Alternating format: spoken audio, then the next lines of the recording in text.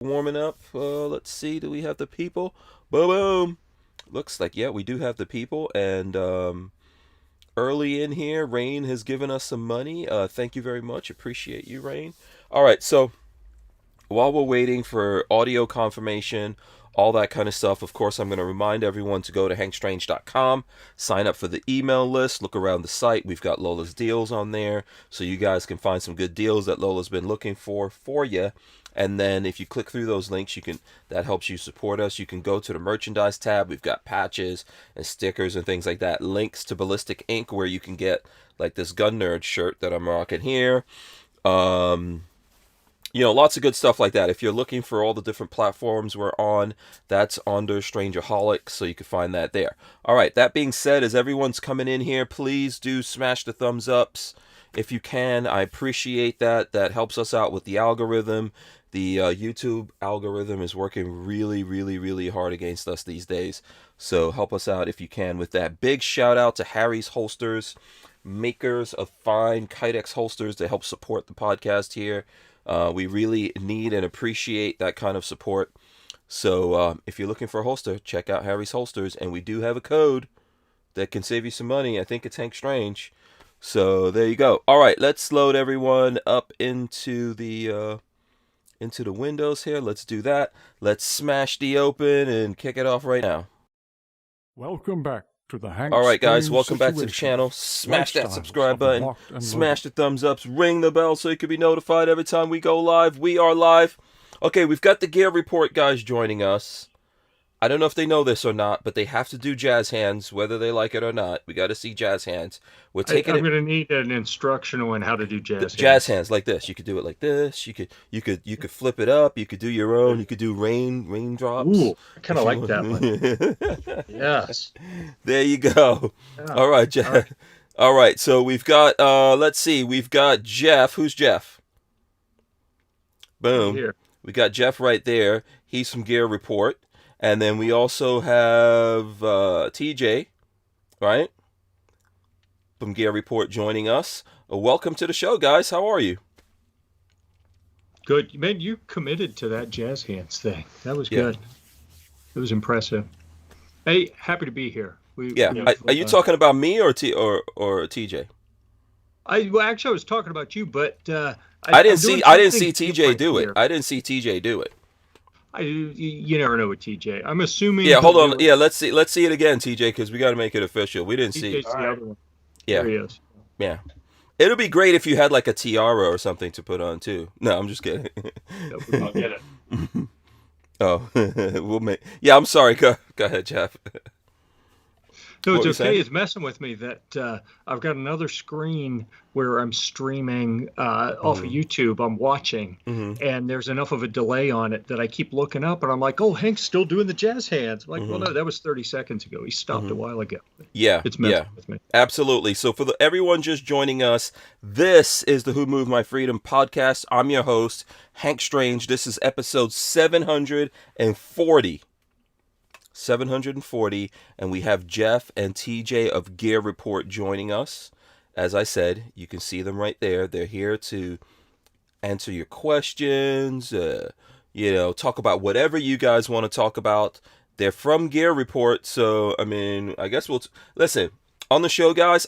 We just talk about whatever people want to talk about, but we can't have you guys on and not talk about. We talk about guns, but we talk about anything. What kind of stuff do you guys talk about? Anything. So it's funny that we started out way back 11, 12 years ago, Jeff's kayak reviews. And that was fun until I jacked my shoulder up and couldn't really do the paddling. I said, you know what? I need something generic that'll let me talk about all kinds of outdoor gear, not just kayak stuff. And I said, Gear Report, gear's pretty generic. Gear could be anything. Right. So that's kind of how Gear Report was born. And we started out, we did kayaks and camping and backpacking. And probably about 5-6 years ago, we added firearms in. And we got folks doing, we've got 55 or 60 different author accounts. So we've got probably 15 or 20 contributors that write in all the various different content areas, topical areas that we have.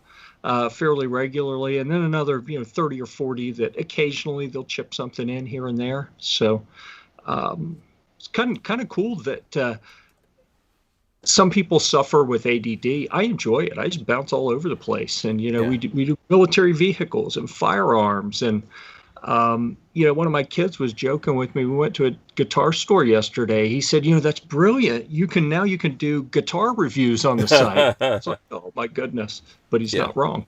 Yeah, I was rolling in the website while you guys were talking there. Yeah, that's the thing. I mean, you guys are genuinely gun guys, right? Oh yeah. Yeah. Yeah. How long have you guys been into guns? Long time. TJ and I lived in a fraternity house a few decades ago. Okay. And you guys are frat brothers? I knew there was something. Yeah. That explains a few things, doesn't it? Yeah, exactly. So I was the keeper of the guns at the fraternity house. So at any given moment, I could roll any direction and have 4 or 5 firearms within reach back then. I probably have 15 or 20 guns in my room because anyone who wanted to have them, you had to leave them with me. Would you guys go to college? Western Carolina. Okay. Western Carolina. Okay. Up in the hills. Okay. Is it? It's one of those things, huh? Like, it was a small college. It's like 6,000 specializes in going deliverance on people, or. No, we're not Kentucky right here. North Carolina. We're partial. Okay. But it was up in the mountains in the middle of nowhere. There wasn't a lot. I've heard about those mountains. Yeah. Yep. Unless you like hiking and outdoor stuff, and we get the guns. We used to go to the quarry to shoot. Okay. Because when I saw you guys at the Sawmill, the gathering at the Sawmill, you guys were staying in a tent. First of all, I mean, like actually doing it. So these guys lived a life, and they had a Humvee outside the tent, which I can't even understand. Like, why? If there's a Humvee, why are you in the tent? Yeah, you ever tried to sleep in a Humvee, Hank? No. Humvees are not comfortable. No, Humvees are meant to look badass. They're not remotely comfortable in any sense of the word. Yeah. I bash my head every time I get into one of those things. They're not meant for tall people either. Yeah, that's true. Yeah, there's, the Humvees that I've been in are just metal. I know there's people who get them and then they hook them up real nice, and there's lots of cushioning and leather in there. I didn't get it. I wasn't invited inside of you guys' Humvee. So, which is a good thing. I was like, I was like, I don't know. That was an oversight, as far as you know. Right. Yeah.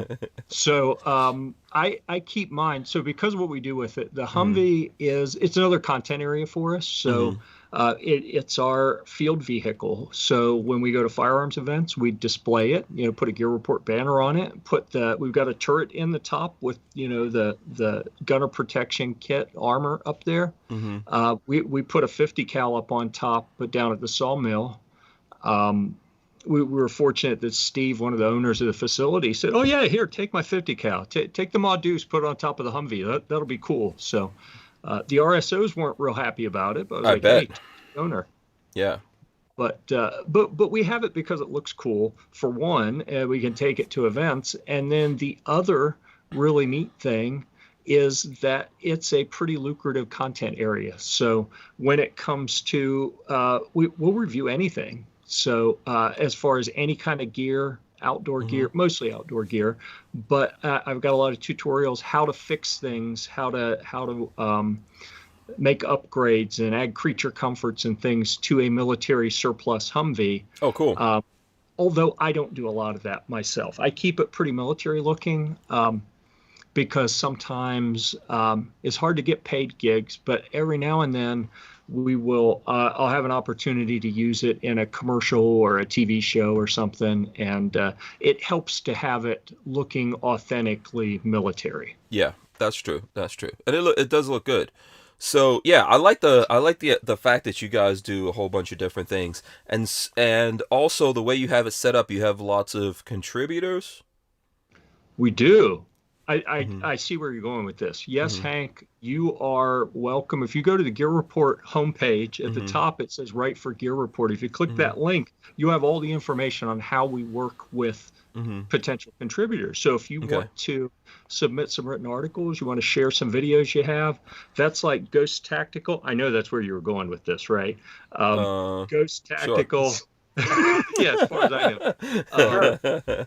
Clover Tack, those are Okay. a couple examples. Hmm. Kelly at Armed and Feminine has done some stuff with us where they're producing their content and they treat Gear Report as another content distribution channel Okay. largely. So Hmm. if you have something that you do a video on Hmm. and you don't have the appropriate place on any of your properties to post a full-length written article, but you're Hmm. into that, you want a place to hide a bunch of affiliate links, Hmm. write it up, put it on Gear Report. So Oh, so we okay. work with content creators in all the different market segments that we cover on that kind of arrangement. Where sure, come post your stuff, put your own affiliate links in it. You can make some money off of it. You get exposed to a new audience. Hmm. And we're open to any of your viewers out there that have an Hmm. interest in being a part of the outdoor industry on the media side. Reach out through that page that I mentioned, that Right for Gear Report, and all the information is in there on the different options, how we work with people. TJ's So smirking. He's like, yeah, TJ, these I was people gonna. have no idea what they'd be getting into. Yeah. It's a glorious thing to do. It is. You get to sleep in a tent. Yeah, I get to go Yeah. camping, which I love. I don't know. I saw TJ working real hard. Yeah, you he know. does. Yeah. So, okay. So I think that is a good idea for the folks out there who are interested in this. And I have written articles. I've done stuff for Ammo Land. I've done stuff even for Guns America in the past. And there's always things in the works here. So if you're trying to do this kind of thing, it distribution is really a big deal. Everyone's making YouTube videos, and it's already tough for us as YouTube people that do gun related things. Personally, I do a lot of different things, but if you want to get some kind of distribution, get your name out there, this is a good way. Do you guys have any kind of, like, what are your restrictions, or what are the requirements for people to come work for you, or write stuff, or be able to post stuff? It comes down to quality content. Mm-hmm. Uh, Quality content, and we tend to be fairly family friendly. One of the other content areas we work within the Mm-hmm. camping space, we do a lot with scouts. Mm-hmm. I'm actually I'm the skipper of a Sea Scout ship, which is a division of the Boy Scouts of America. So I'm the Okay. adult in charge of that. Mm-hmm. So we try to be fairly family friendly is where I'm going with that. So I mean, we sailing content, we do all kind of stuff. I'm Okay. serious. Wherever my ADD takes us, Okay. that's where we What go. about RVs? What about van life? Do it, man. We'd Yeah. love to have you come write some van life stuff, some RV stuff. Maybe, I've maybe seen. I can See, think about that. okay, I wasn't going to call you out on this. Uh-oh. We weren't invited to check out your RV either. Oh. So no, I I don't was blame him. chomping at the bit to see it. I told TJ more than once. I was like, "Holy crap, that looks completely badass." Yeah, Oh, thank you. Thank Lola's you. looking at me. She sees me looking at her. Now she's going to think I'm creepy because I keep staring. I want to see what's in there. That looks so cool. Yeah. Well, we were parking, like, where we were parked out in that field. It was Yep. real muddy over there and stuff like that. So that was probably, we didn't get to park in the prime spot of you guys, of Garrettport, down by the Conix towers and all. We're not so Yeah. privileged. No, actually, I'm glad I didn't park down. Yeah. If you wanted to get away from stuff, but I'm sure we'll have an opportunity to see each other again somewhere, and I'll absolutely let you guys check it out. And I probably think about doing something like that, like writing about it. I'm into a whole bunch of different things, even not just for the RV, but just like I'm a gun guy, but I'm into being prepared as much as I can, and I'm learning about it. I'm not an expert at any of this stuff, so there's a whole bunch of places where these circles kind of like blend into each other, right? It's really neat how that works out, covering a variety of different things. Like, are you going to go down to Georgia to Eric's thing in May? Yeah, the Iraq veteran thing. You guys going out there? Yeah. So Okay. we always stay there. And you got, maybe you come camp beside the Gear Report compound. Chris keeps a spot up there at the top of the field. Oh, really? Just for us. We use it every time we're there. Last time we were there, so you guys could look down on the peasant. Oh, yeah. Look at those. Yes, I mean, no. We are the kings of all. From our cozy hammocks. And No, but that's the neat thing is in years past, our camping editor went with us, and he took a bunch of camping stuff, and he was cooking for us, which was kind of awesome. So he could review some camp cooking gear, but we got food out of it, and he got to do a whole bunch of content while we were there. Yeah. It's really neat. Yeah, it sounds like fun. Yeah, actually, that's I wonder how many people are going to be overlanding, camping, boondocking, or whatever you want to call it out there. I'm going to be boondocking. So the year before the first time we went, so we've been, 3 or 4 times? I think the last one got canceled. The one before that, I think Ruben's the only one that went. He took his Humvee and went. And the rest of us, TJ had booked us an RV to take, a big RV. And then the hurricane was coming. And I said, you know what, folks? I don't play with hurricanes. I'm staying home. Oh, come on now. Seriously? Yeah. I was more worried about not getting the big deposit back with all the red clay mud that was going to be in that RV. Oh, hurricanes are so... Let me just say this. This is a Floridian. We get hit with hurricanes probably more than anyone else, obviously. But those things are so slow moving. Come on now. I mean, you could see these hurricanes coming for days. It's just that was the problem. We saw it coming. I was like, yeah thanks. Yeah, but I know it's gotten real crazy muddy out there before. Oh, yeah. That's what I was going to say is what I was told is the year before the first time I went, it was monsoon the whole time. It was, standing in mud puddles and shooting and absolutely miserable. And apparently lots of people camped before that.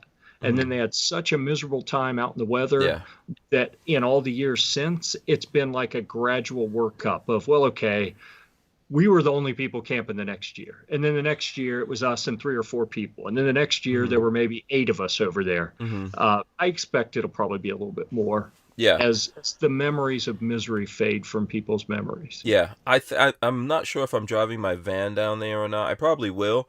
But I'm also going to have probably an emergency spot with some friends staying somewhere. So that way I could just park outside of their place. But if it's, if it's too crazy. So you always have to, because you never know what can happen at these things. So let me see. I think there's set up at the Gear Report compound. It'll be cool.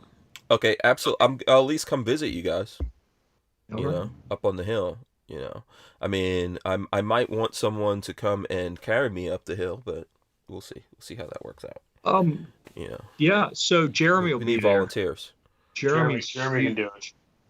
Yeah, Jeremy looks he looks like your stereotypical Viking. He's one of our see something we didn't talk about. He's one of our overlanding and Jeep content contributors. Oh, and cool. Yeah, okay. Former bodybuilder, big power lifter type guy. He'll carry you up the hill. Okay, now no, I want to be carried up in what do they call the kind of platform thing that you used to see back in the Egyptian times that the guy would be on a platform and then there's dudes carrying it on the sides. I don't want to be thrown over someone's back like a baby. We could do that, but I'm not going to recommend it because none of us are really that reliable. You'll get dropped. Yeah. I'd rather just be good content. Jeff's falling apart. His shoulders are done. His knees are done. It's terrible. Yeah, it'll be good content, man. And look at these idiots.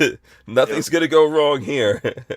Pretty much. Yep. Yeah. Let me see. Someone was asking you guys a question. Let me see if I can find it. Okay. Night Train says, I'm friends with a couple of professors at WCU. Ask your guests if they ever took a marketing class with Julie Busbin or her husband. So I don't. Probably not. So you got to keep in mind we're kind of ancient. So yeah. Don't let century old. Don't let the youthful good looks fool you. We're old, like dirt old. Yeah. Everyone's retired or died that taught when we were there. Oh, okay. Ray Bazzolo says, Hank, what's the horsepower in your RV? It's a Ford 350 HD. So what does that mean? Is the horsepower like 350 or something? Hmm. I think so. I don't know. I'll look it up right now. I think that's what it is. I'll look it up. I don't know. 350 heavy duty, maybe a 350 chassis. Yeah, let me see what let's see what, it's a 2020 Ford Transit 350 HD. Let's see if we can get the horsepower. Yeah. Oh, specs. Let's see. We'll go to specs here. I'm going to guess he's got a 5.4 liter V8. It's just a guess. No, it's a V6. It's a twin turbo V6. Oh, you're eco-friendly. Oh, it's let's see here. No, this sounds like it says 270 horsepower. Yeah. 262 pound-foot torque. I don't know if that sounds about right. 275-ish. Yeah, around 275-ish horsepowers. There you go. That's all right. You know, it's a big herd of horses. Yeah, it's okay. You know, horsepower wise. What's a Humvee? How much horsepower in a Humvee? Oh man, you talk about pigs. They're heavy and low horsepower. The current one that I have, I believe it's the latest model. It's a 6.5 liter turbo diesel, and it's pushing around 200 horsepower. Okay. And I don't remember the torque. It's got a lot more torque, you know, because it's diesel. But yeah. I think it. Yeah. I would love to see a ton of horsepower in this thing, but that's how you die. Yeah. In something like this, that's just basically like a big sail out in the wind. You know what I mean? So, and I've gotten this up to about 95 miles per hour. You know, it's pretty heavy. Huh? That's probably a little sketchy. Yeah, it was a little sketchy. You're trying to get pulled over so you can film the follow-up to Driving While Strange. No, I don't want to get pulled over. I actually have a radar detector in here, and I was talking to one of my friends on the phone, and Lola and I were going somewhere, and he could hear my radar detector going off, and he was like, dude, why would you have a radar detector in an RV? It doesn't make any sense. And I was like, what? Why do people have radar detectors? So they don't get busted by the cops. You know, he was like, yeah, you're never supposed to go above the speed limit. If anything, you're supposed to be under the speed limit if you're driving. I mean, it's a van, you know, but it's still pretty big and heavy. And even when we were in South Carolina and we went into Columbia, there was a lot of wind. I think you guys, we had just done the video with Riker. And you guys were still doing videos, and we left, but there was some kind of tornado warning, right?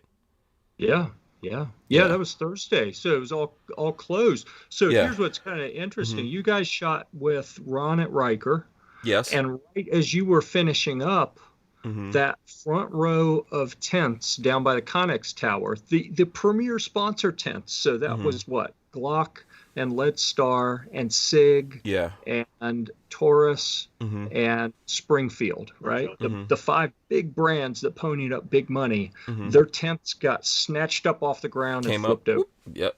Did you guys get video of that? We got some video of the aftermath. Yeah. Oh, okay.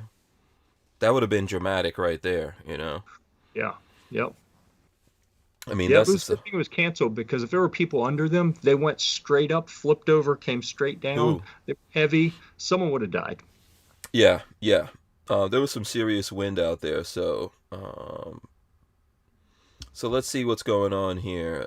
John Doe says one of these days Hank is going to drag race his van against a Hellcat.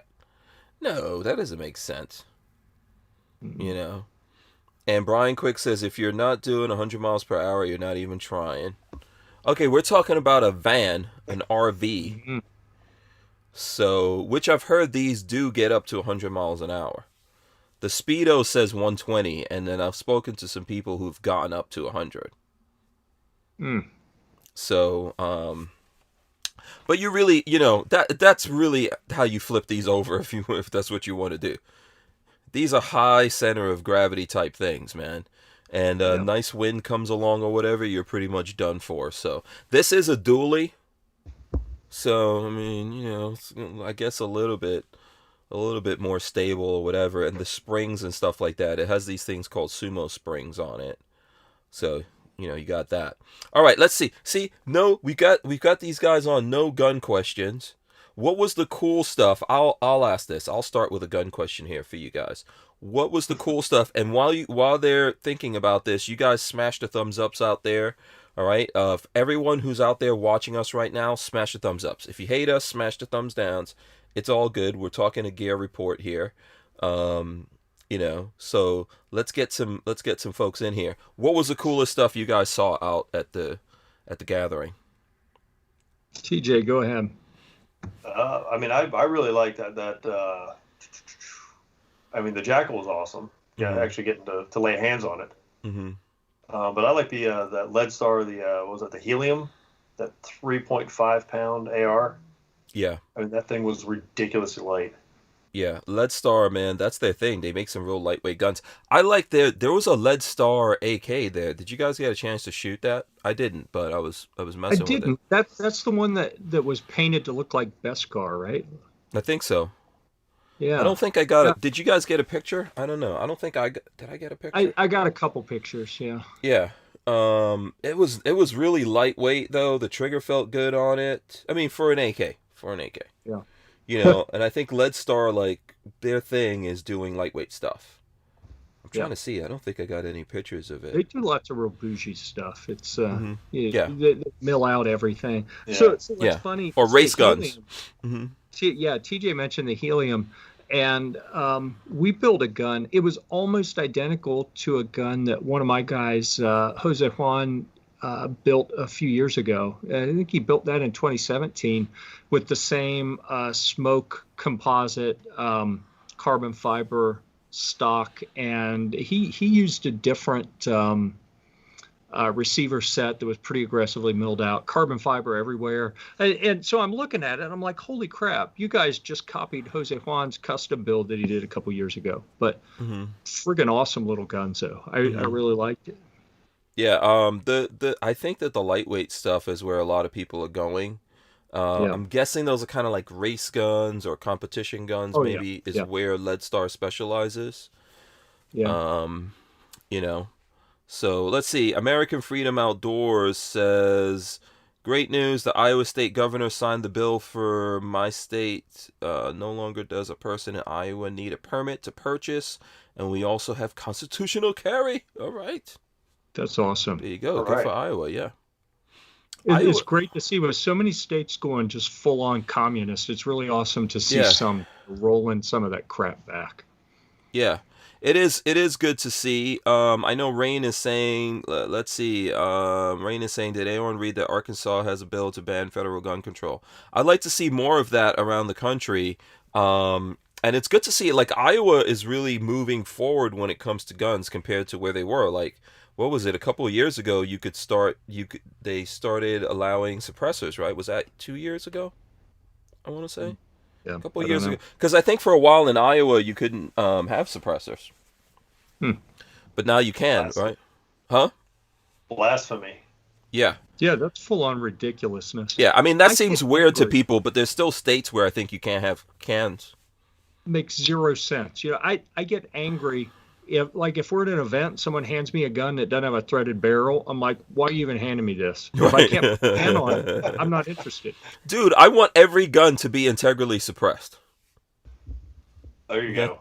Yeah, that's what I believe. I actually have the Silencer Co. I have the Silencer Co. What is it? The Maxim 9. Yeah. What do you think about that? I think it's okay. I like weird guns, and I like, there's certain guns I try to collect, so I put it in the category of a collectible gun. It's probably a little bit too big, but it's cool. It kind of looks like a RoboCop kind of gun. It works, functions, does what it's supposed to do. You can even reduce the size of it and all that kind of stuff. I never got a holster for it. I never got the light and all those other things that they were supposed to come out with. I don't really know what happened with that. But I think that it was a good like first effort. Mm-hmm.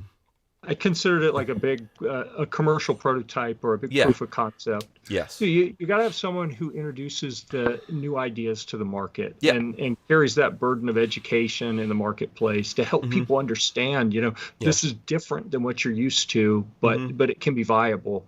Yeah. And they did that. Right. And then we had HPA get slapped down. I think that the world changed. They did it at just the right time, where had the market stayed the way it was legislatively and politically, they were poised to really evolve that concept and bring something even cooler and actually more practical to the market. But then the market just screwed them. Yeah, I think so. What I think happened is like with everyone trying to the whole push to get suppressors to come off the NFA, which I'm for, I think was overhyped. And it was like a weird kind of thing happened, right? One, it was overhyped. And what I mean by that is, and I had the guys on from, what is it, the Suppressor Association or something like that, or Silence, whatever it is. I had those guys on and they were talking about this and they said that it was for real and they were going to actually do it. But it was a lot of bad timing in terms of, because we were building up like that, everyone started, because that was just the time when everyone started buying suppressors, right? And people were like, oh yeah, I'll buy suppressors, and suppressors were selling. And then all of a sudden, oh yeah, they're going to come off, as soon as Trump becomes president, these things are coming off the thing. And so everyone started waiting and the suppressor market started going down. And then even when it looked like, okay, we're going to get everything we want, we never got the politics to go our way, and that all fell apart. It just became a massive fiasco, and it's a shame because companies were about to Silencer Co. is always on the front of that kind of stuff, right? They're always on the edge of it, but a lot of suppressor companies were going to start making integrally suppressed barrels of all calibers, and all of that stuff got put on hold. Yeah. And, so many companies had made incredible capital investments to buy CNC machines and hire people and train them and expand buildings or move into bigger facilities. They went into debt up to their eyeballs to be ready for the boom that was clearly right around the corner. And then the knees got chopped out from under that market. Yeah. A lot of good people lost everything because of that. Yeah, there were a lot of companies jumping into the suppressor, which is great. But I keep telling, like, I don't know, everyone thought like suppressors are all of a sudden going to be $20. You could go buy a suppressor, put it on the gun, shoot it, toss it, who cares, throw it out. And I'm not a suppressor expert, but just what I've learned in about the 8 years I've been doing this, the suppressors we have here in America are really high quality suppressors. It may look simple to people, and some people are making cheap, simple cans for sure. But a lot of the companies out there, Silencer Co., Liberty Suppressors, whoever, Griffin, Armory, whoever you want to think about, right? Those guys it's a lot of design, engineering, materials, manufacturing. If they come off the NFA, they're not going to be cheap. Right. Yep. So, but everyone was like, oh no, I'm sitting back. I'm not buying anything because I'm just waiting for when that comes. And I'm not knocking people for that. I get it, right? It's the reason why so many people went out there. Initially, with the pistol braces, everyone said it was ugly and useless. And then everyone and their mama and their mama's mama and then their baby mama on the side and their down low extra secret baby mama was buying the pistol braces because they don't. I mean, let's be honest, right? Why is everyone doing it? Don't want to pay that SBR paperwork. Right. Except for the tail hook. The tail hook is actually functional as a pistol brace. Everything else is tail hook is awesome to get around the law. Yeah, my opinion. You guys like the tail hook? Yeah. So here's the deal. I think that pistol braces are both silly and I love them at the same time. I have completely different minds on this. That's one. the silly part is you strap this shit to your arm. What do you do when you have a malfunction or anything? Hold on, stop the fight. I got nobody's strapping that to their arm.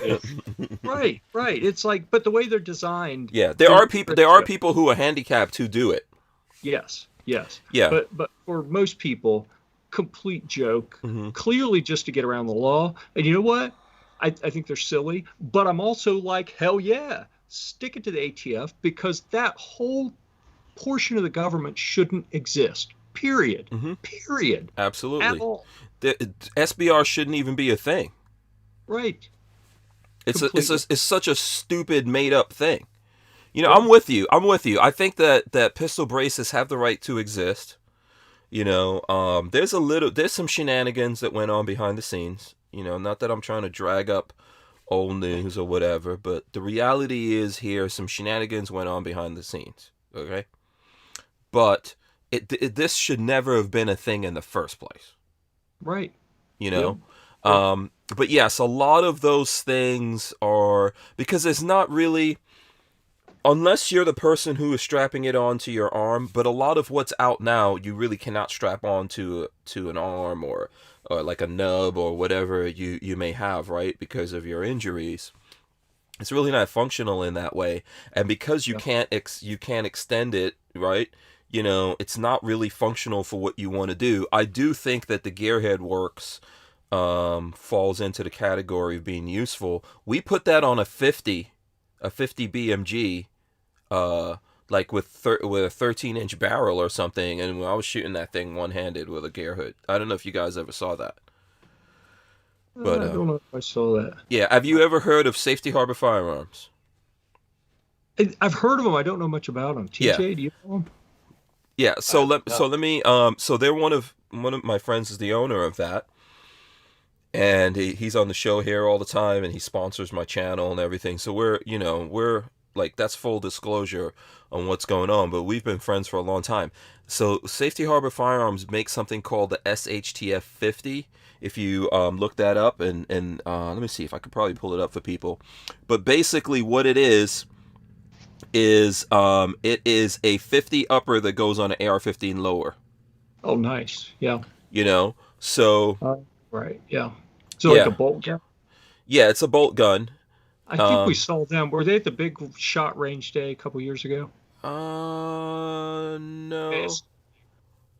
No, I don't. No, they're at SHOT Show, but they haven't done range day or anything like that. So let me see if I can run in here. I could run in the site. Now you can get a complete gun. And they went through some issues with the ATF where the ATF was like, hey, that upper has to be serialized because it's a bolt action or whatever craziness. But, because that's what the ATF does. Yeah. They make shit up on the spot. Just make stuff up. Yeah, they just make stuff up. A lot of that's going to come back to... you. Yeah. I'm sorry. I didn't mean to cut you off. No, go ahead. And I apologize. I forgot to ask before we went live what your language parameters were. Oh, you could... No. That's it. You're out, Jeff. Bye. Yeah. Is that it? He kicked me out. Okay, there you go. He just committed mutiny on you. Yeah. It happens all the time on the show. Right. Like hashtag Fire Jeff is trending.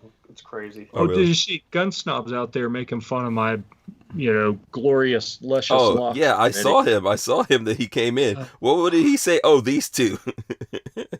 These two. Yeah. Oh, wait, hold on a second. He says NFA should be like Jeff's hair, non-existent. Oh, boy. Yeah. He's not wrong, but... It's there. There's something there. Pointed out. You got something, bro. Yeah. Something's better than nothing. Yeah. You know? I don't know why you won't just go full baldy, but, listen, everyone makes their own decision. I'm getting there. Yeah. I'm getting there. I'm kind of at a weird spot where I can't decide what to do. But did you notice what I did today? In honor of being on with Hank Strange, I did a mohawk. See? Okay, are you saying, is that a skull mohawk? Is this... No, wait, you don't see it? Like a reverse mohawk. Yeah. No, but I only cut the sides. I let the middle go. No, that's not how that works. Yeah, okay. So, but where were we? We were talking about, yeah. So anyway, so they make this 50 upper that goes on an AR-15 lower. It became like a whole thing. So now the upper has to be serialized. It doesn't. It technically shouldn't be. But Walther is a small family-owned business, and they spent a lot of money trying to fight with the ATF, and they just didn't really have it.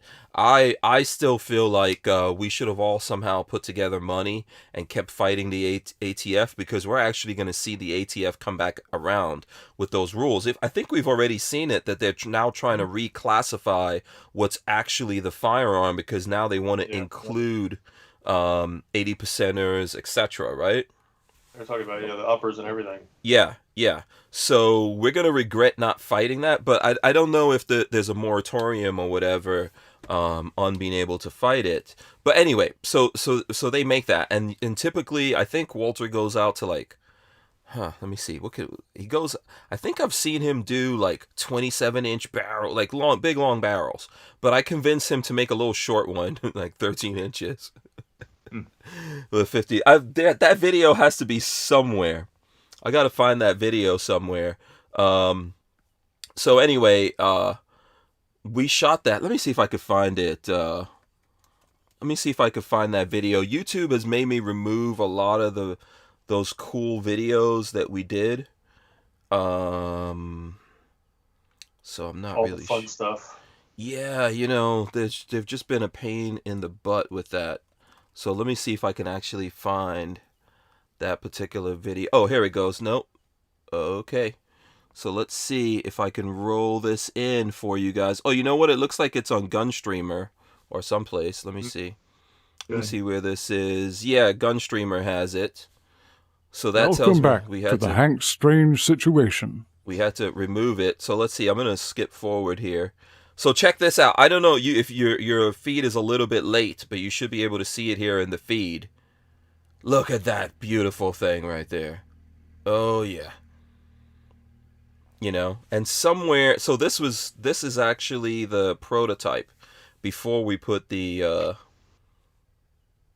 the pistol what's it called again? The Gearhead Works thing on there. Okay, it's caught up. It's about a 30-second delay, I think. Yeah. But I'm looking at it now. Yeah, that's tough. Yeah. So here we go. There's a slow-mo of that. I've got to see if I could find exactly where I have video out there somewhere of me shooting that thing with let me see if I could find it. Maybe it's on Instagram. Maybe we'll find that on Instagram. So you guys are on Instagram, right? You're on IG. Oh yeah. What is it on IG? Gear Report? Gear Report, yeah. Okay. Yeah, we're completely unoriginal. We're just Gear Report everywhere. Okay, let's see here. Oh, I got no internet. Why do I have no internet connection? I don't know. You're streaming pretty good for no internet. No, on my phone. I usually take it off so my phone's not for some reason in here. Okay, I got no internet connection on this thing. Trust me, it's out there. The people have seen it. They've seen the video out there. I'll try to see if we could find it. So, all right, let's see what else can we talk about while I'm looking into that. What other things? So here's something. Okay. Since we touched on the gathering, is it off camera? Yeah, you can't see it. It's holding up my badge from the gathering. But since we talked about that, a couple things that were kind of weird there, right? They called it a firearms media event, but then the public was there, which created this kind of, I don't want to say a clash, but a little bit of discomfort. Like, I'm there to shoot video and talk to people, but if I go up and talk to anyone, I'm disrupting the flow of the paid guests who have come in and are waiting in line to shoot stuff. And it made me feel a little douchey a couple times when, we walk up and, hey, like, oh yeah, come over here and you can shoot this. And the people in the line are looking like, seriously, what's going on? Yeah, I paid money. Yeah. Yeah. I'm getting a little bit of echo there. I don't know why. Oh, someone's too loud. Oh, that's probably. Yeah. I'm too loud usually. Or it's me. Like my voice is coming across on your thing. Yeah. So anyhow, I thought that was kind of interesting. And I'm not a fan of mixing in with the public for that reason. And also, like when we're filming, like TJ's shooting and I'm walking him around him with the camera, there are other people on the firing line not too far from us that I don't know. And I don't know what their competence level or training level is or anything. And the RSOs did a great job at the Sawmill of keeping everyone safe. But when we're at industry events, I feel safer with that stuff because I know everyone around us understands that there are cameras going and that, you know, we're walking in places that you typically wouldn't on a firing range, but we're doing it in a safe way because, you know, it's ain't our first rodeo. But you mix it in with the public and that gets a little sketchy sometimes. I've been to some industry events with industry people that I wouldn't shoot with them, but I understand what you're saying. Yeah. For the most part. Yeah. Most of the time. I felt that way when we were down at the Fire Expo. That's how I felt. Like, we see all the people wandering in. I'm like, God, I wonder if they know how to even fire a gun. Yeah. Yeah. I think, you know what? I think that it is a difficult thing to do videos in a setting like that. And what I would usually do is just, because I never want to get in the way of people who drive out from places and they spend money and all that kind of stuff, take the day off, or they have other things that they could do. And they come out to shoot guns, and then I'm over there trying to make a video. Yep.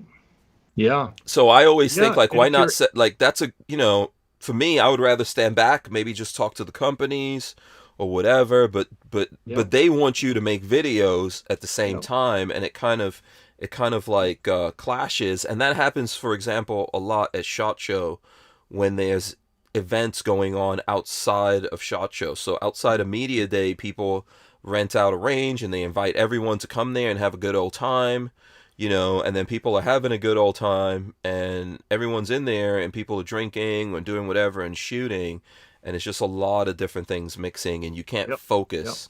It's not good to actually produce what you need to do. When you go home, if you don't have usable material for you or even for me, it's like, okay, well, now you just wasted your time and your money. Okay, so here's another thing from that event that I was like, I'm not sure I like this. And they did so many things well, but they had their own crew that the event put on. And I don't know if you've noticed, you and I put out a lot of similar videos from that event. And there were a couple other people that there were only a limited number of brands there, and we all tended to select the more interesting ones and put out the videos. That's fine, but then we're competing with the guy with the big back brace camera support thing, producing these super high end. They had a video walking around, and I'm like, why even bring them to do these produced videos when it's the same people on camera saying the same things? I'm like, but that's why you asked us to be there. So I thought that was a little bit of a conflict of interest, that they were selling that as part of the sponsorship package to the brands at the event, but then expecting us to come and produce the same videos. It's like, really? Yeah, I think, and I don't think PSA has asked me for any feedback on that. I don't think. Me either. Yeah.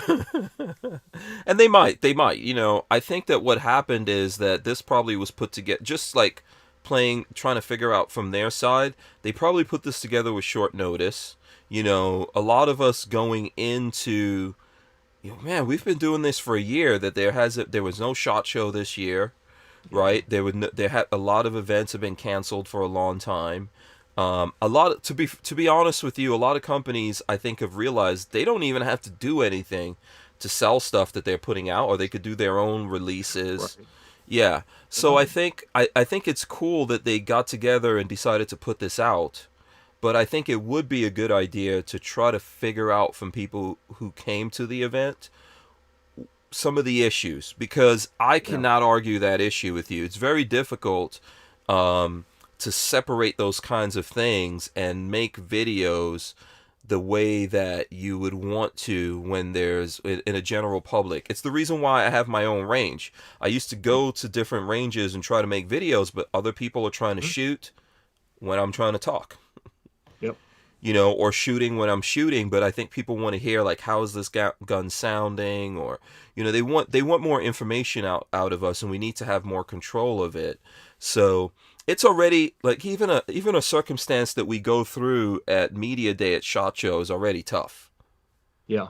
You know, it's incredibly tough. Yeah. Oh my goodness, who was it a few years ago that I got upset with, TJ? Who was that? I know who it was. You remember who it was? You get upset at a lot of people, Jeff. Yeah. That's a true story. It was Max Defense, which is funny because I love Maxim. Maxim, yeah. Michael, who runs it's a great guy. David, their marketing guy's great. They have Tonto there, Chris Peranto, quite often. Chris is an awesome dude. Fantastic I love all guy. the people. I love all their firearms, but we showed up to shoot, and you know how range day is, and especially. We have been splitting. We'll do the big range day in the morning, and then we'll go to Nellis for the ATAC range day in the afternoon. We got to keep moving. We can't stand and wait. We just can't. So if we go in, there's a big line, or someone's shooting something big where we can't get up to the line and shoot. It's like, hey, too bad, so sad. We're moving. We don't. Yeah, I don't. For you. Yeah. Now the advantage, and see, this is why I'm saying, like, I think they have to figure out how to do this. Now, I don't know what's going to happen here in the future if we get over the stupid lockdowns and we go back to normal. But my system now, I don't go to that.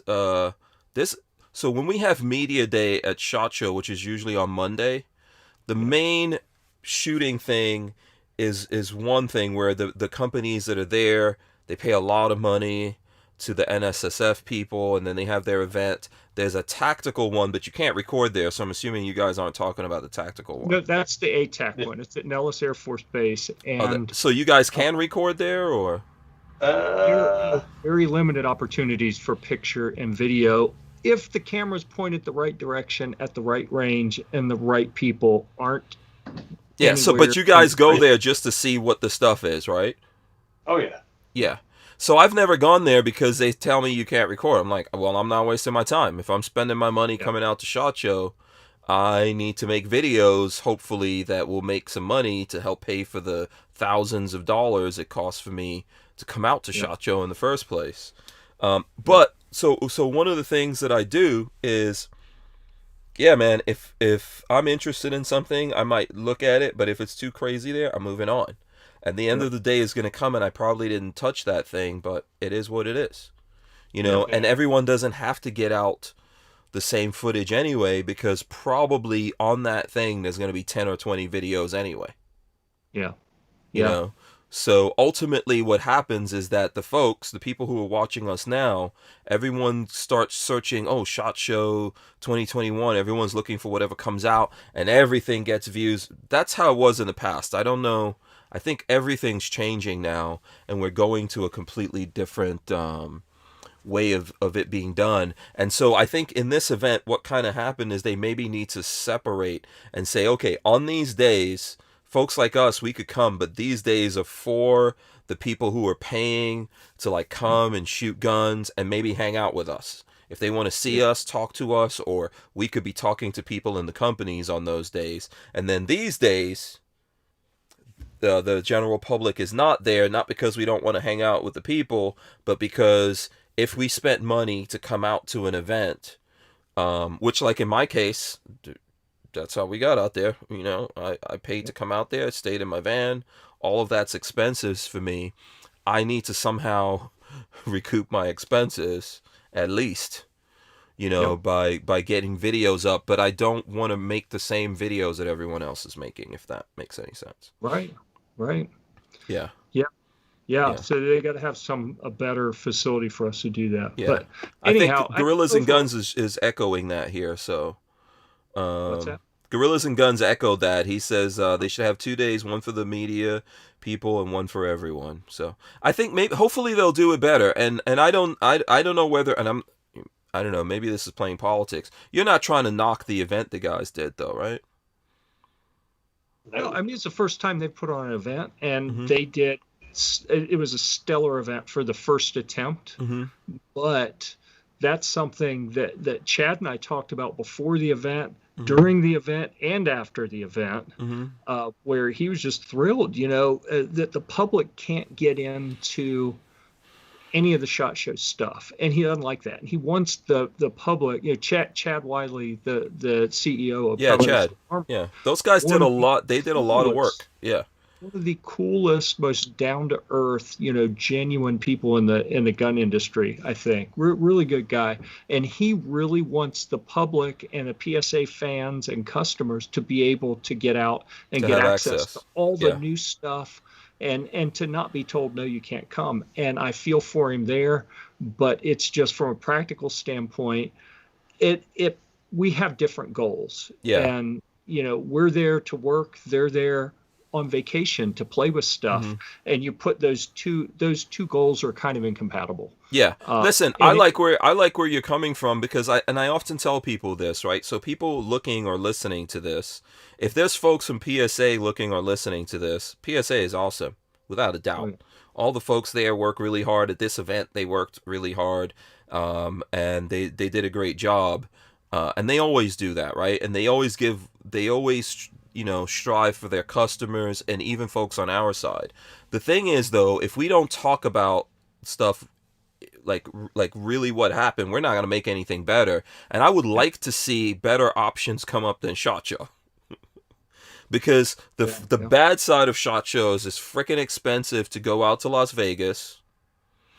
It's expensive to be there, where you have to pay like $5 for a little tiny glass of orange juice, or for a bottle of water. Right? I think what's a bottle of water, like $3 or something. It's a nightmare to do that whole thing. And I wish that we had alternatives, but if we want to make alternatives that are going to be viable, we kind of have to, one, you guys participated, I participated in that event, and then we have to go, you know what, this could be better. Maybe we should do this differently the next time. Okay, two things. One, I want to point out that who is that? Armament and Axis is calling out TJ for not speaking. So you got. He says Jeff says a lot. Me and Jeff are on the same page a lot. He says don't be afraid to interrupt a little. I think TJ's good. Yeah, absolutely, TJ. You could interrupt us, man. Yeah, I'm like Jeff. We should. I agree with you. We should get together and give them some feedback on it. Me and Jeff discussed about. Having a place to actually set up and do videos where we don't have, some guy trying to pick up a chick in the background, like on one of the videos. Or really? People Who was it? It wasn't me. I'm pretty sure. No. It was it was one of the public people was in there trying to kick it. hit it on the chick at the pro shop. The pro shop.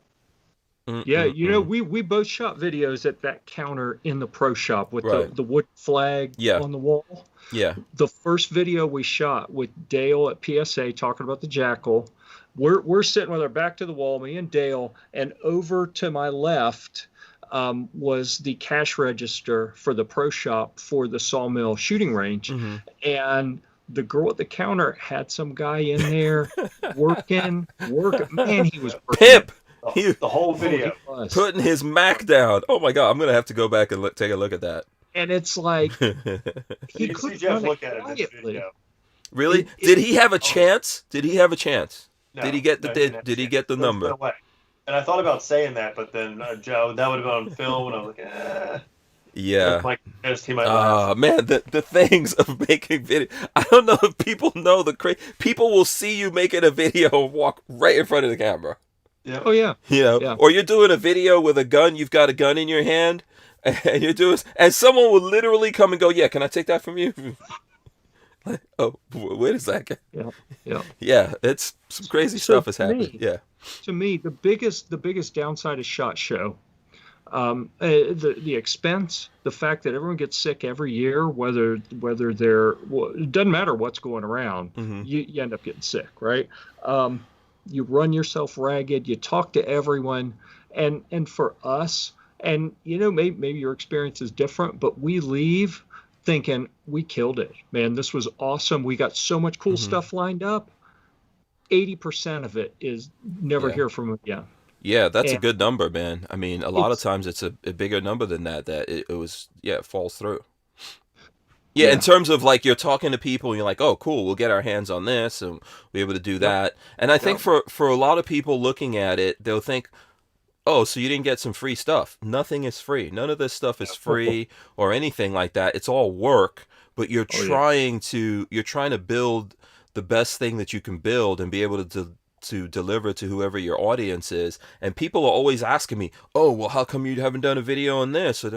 Dude, you know, if I have to buy these things, if I have to buy every single thing, you're going to be waiting years. Like, people ask me, and I'm a big bullpup guy, and they ask me about IWI, for example, and they're like, oh, where's the, you know, where's the, what is it, the 12 gauge from IWI that they just came out with? Yeah. Oh man, I forgot what that's called, right?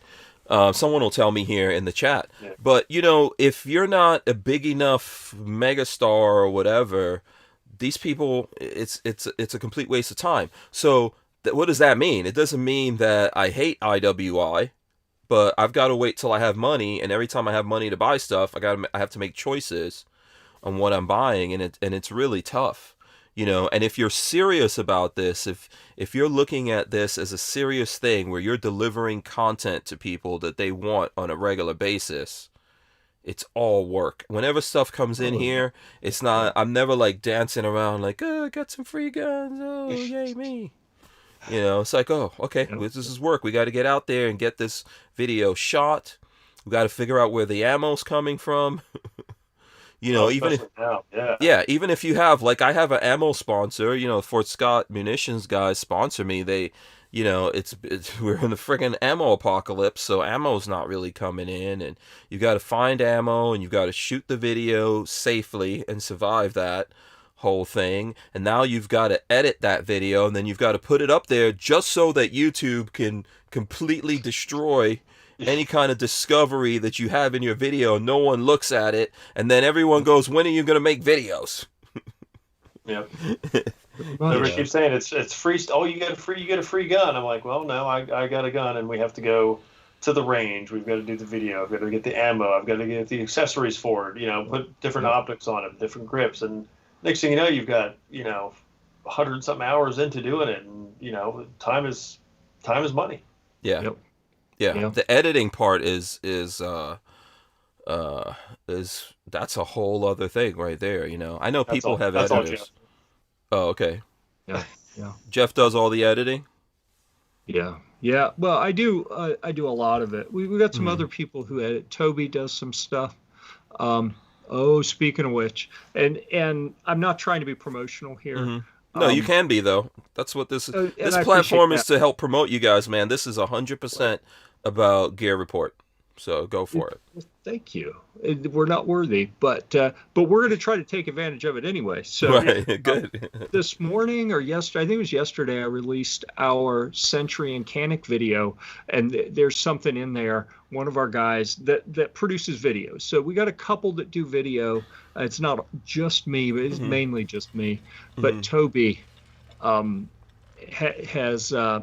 He's been very faithful to the old school way of pronouncing Canik from the old country, you know? What is it like? Is it Canik or something like that? Something like that. Yeah.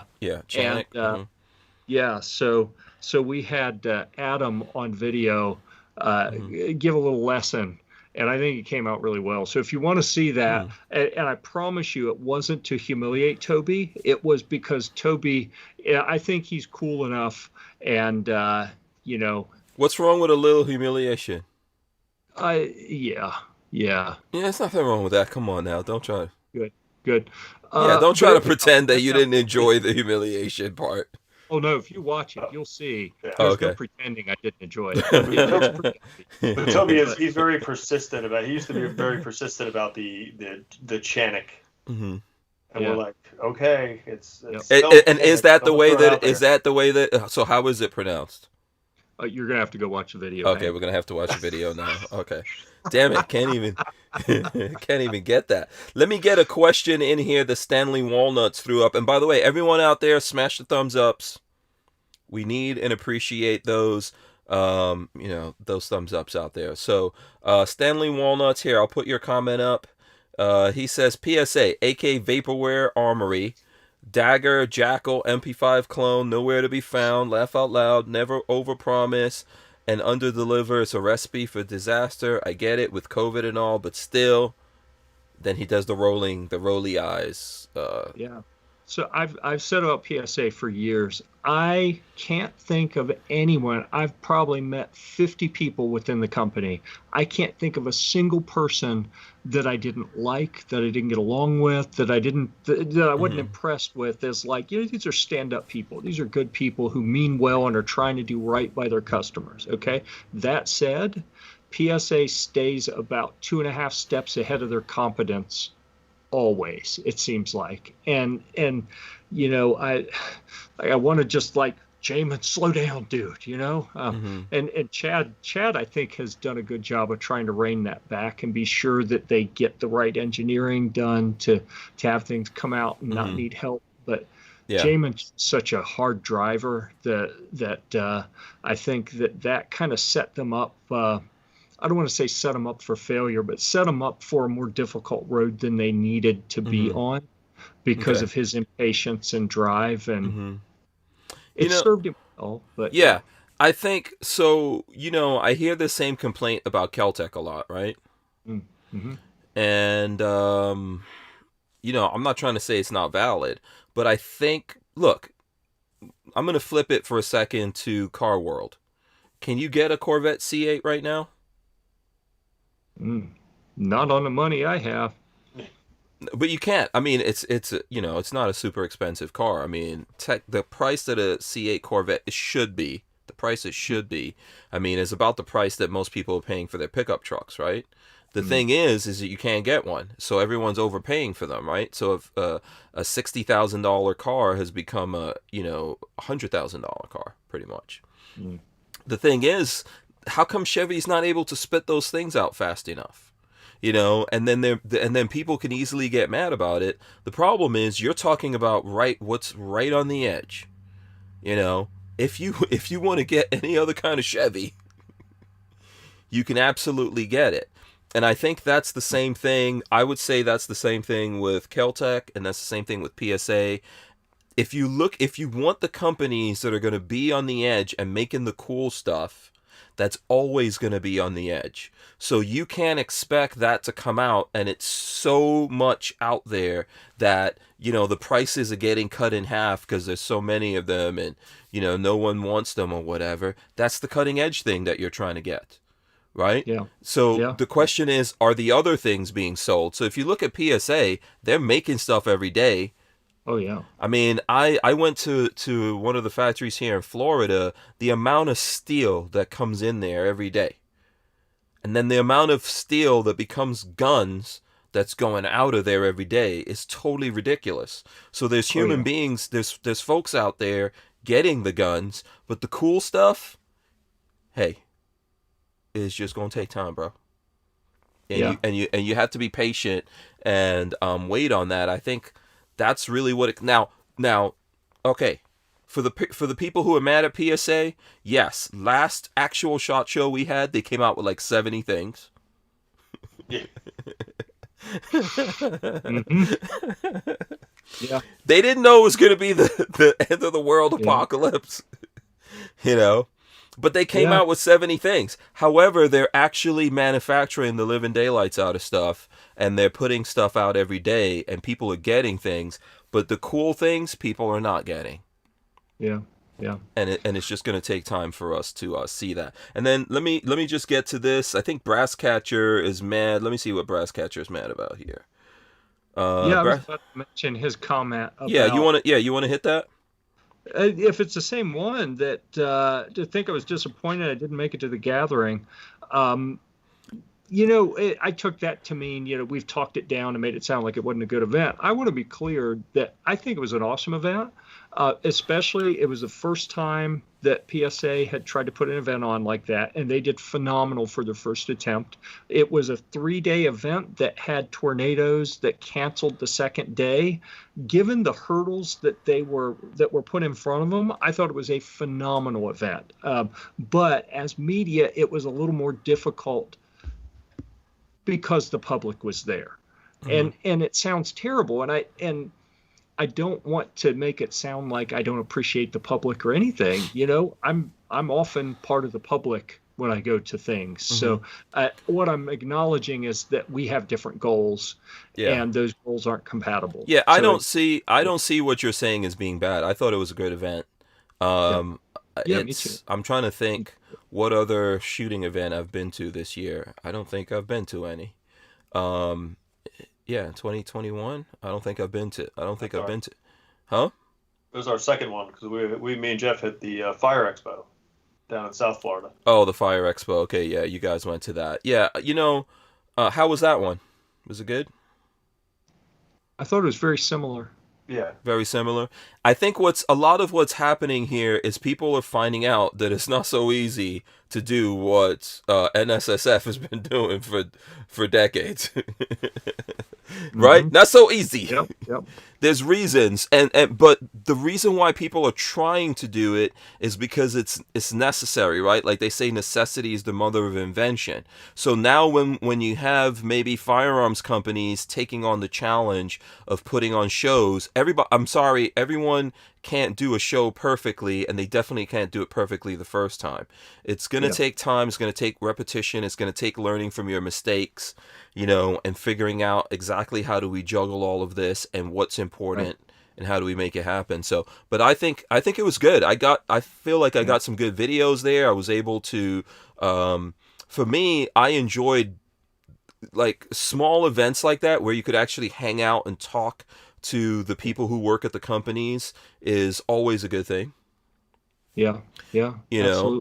So I think that it would have been great if more people were able to come out there. But yes, there was one whole day that got canceled, and I feel like if they were to do this again, they would probably do a better job. But let's just remember here for a second, like if folks out there don't really care about the people creating the content, like I get it, you're not obligated to give a crap about what it takes for me or like Gear Report or anyone else out there to do stuff.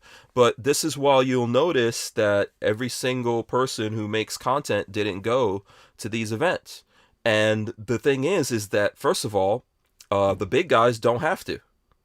Yeah. Whatever they want to get their hands on, they'll get their hands on it, at one point or another, right? If it's available. Someone will proactively reach out to them and say, when can we send it to you? Yeah. But if you're a person in the business, if you're in the business of doing this, if TJ and Jeff here are trying to, this is a business for you guys, right? Yeah. Yeah, you've got to take care of your own families, and then you've got other people that you've got to help make some money and all that kind of stuff. It has to be, you're not going there for the fun of it.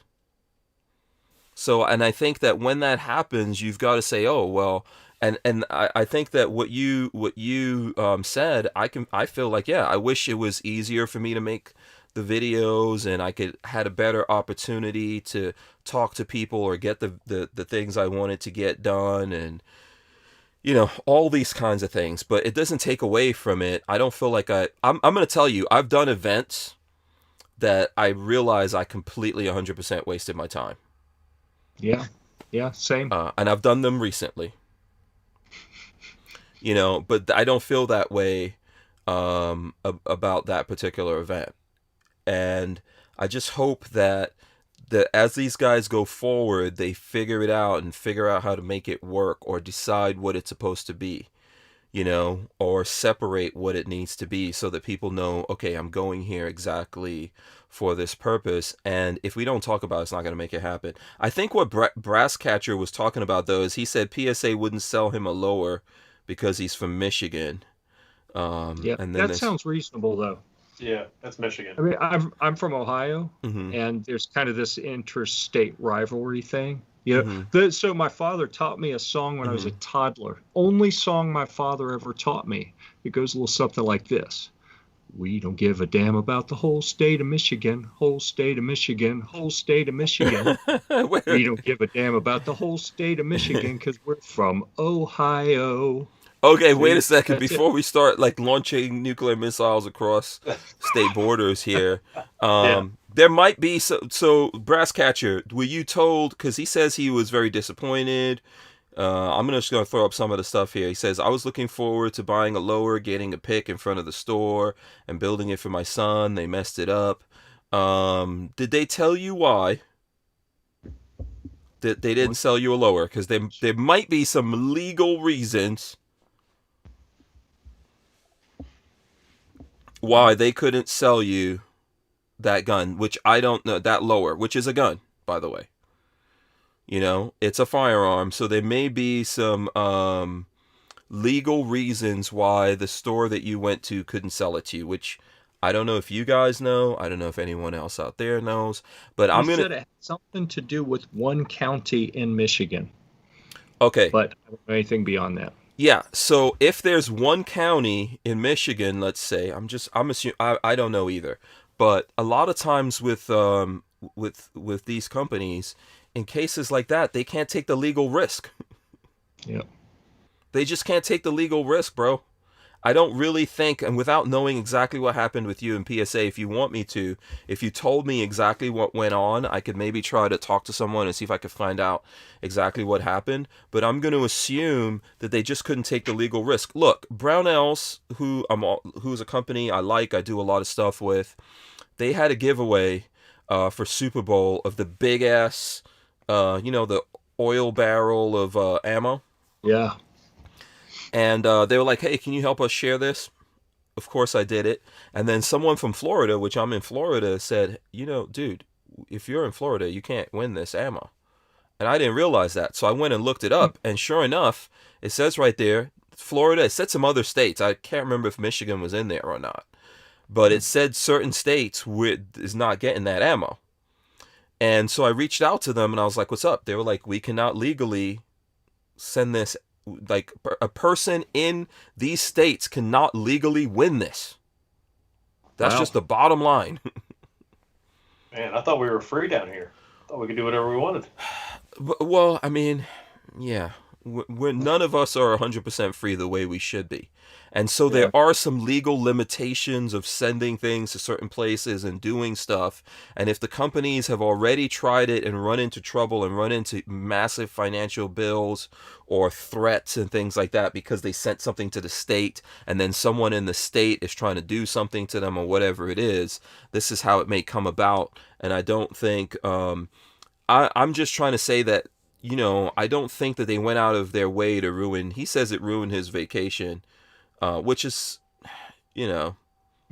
that's like unfortunate. That's not a cool thing that you plan this vacation to do this specific thing and it happened. But I think there's probably a reason, and we could probably dig into it and find out what that specific reason was. But ultimately, if the stores force themselves into doing something that the lawyers are saying don't do, there's massive amounts of stuff that's at risk. The lawyers. Yeah. Which sucks, but I think it's ultimately reasonable that we don't want to be the ones, to open up a situation where someone could go after a gun business and take them down. Right.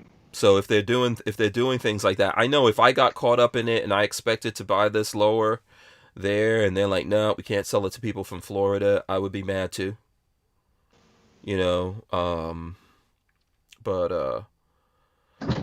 Night Train says first thing Michigan has to do is get rid of the wicked witch governor Whitmer. Yeah, he's not wrong. Yeah. But he says he's thankful. Brasscatcher says he's thankful for us talking about it. Listen, honestly, if you sent me some kind of messaging on it that I can have some specifics, I could try to look into it for you. But I'm just going to assume that there's a reason, and this legal stuff is bullshit. Yeah, absolutely. Absolutely. It really is. It really is. I'm not a fan of that. So let's see, what other questions? Oh, someone wanted us to talk about what Ruger was it? Someone, and they're gonna get. Who was it that wanted to talk about the Ruger? The PCC, wasn't it? Yeah, the Charger. Was it the Charger that someone wanted to talk about? You guys have some comments on that? You've done some things. I like the Ruger Charger. I always have. I'm actually planning on building one. I'm trying to build an integrally suppressed one. Nice. Now, I don't know what we're talking about here. I'm assuming we're not talking about the 22 one. I was trying to do a 22. I know now there's different things out there, right? There's like 9mm. Yeah. I thought I saw. I'm looking on the other screen, scrolling through. There's a lot of. Yeah. I thought it was a PCC charger, and that's one that I haven't got my hands on. I have yet to be to an event since the last SHOT Show where Ruger was present. So I've been to a few events, and they haven't been in any of them. So, and we worked with Ruger a few years ago, but good people, didn't have any issues with them, like the guns, but we just kind of we've been chasing things that we have found more interesting and just haven't been drawn to Ruger lately. It's kind of sad. I mean, we probably should have followed up on the 5.7. I think that would have been an interesting review. The 5. So you guys didn't get a chance to shoot the 5.7? Did we shoot that? TJ, you shot that at SHOT Show, didn't you? At the big range day? Yeah. What do you think? I try to shoot everything at range day. Yeah. Did you get enough rounds behind it to come up with like an opinion? Nah, I mean usually just the one mag they give you, and next person. Yeah, that's another tragic thing. Yeah.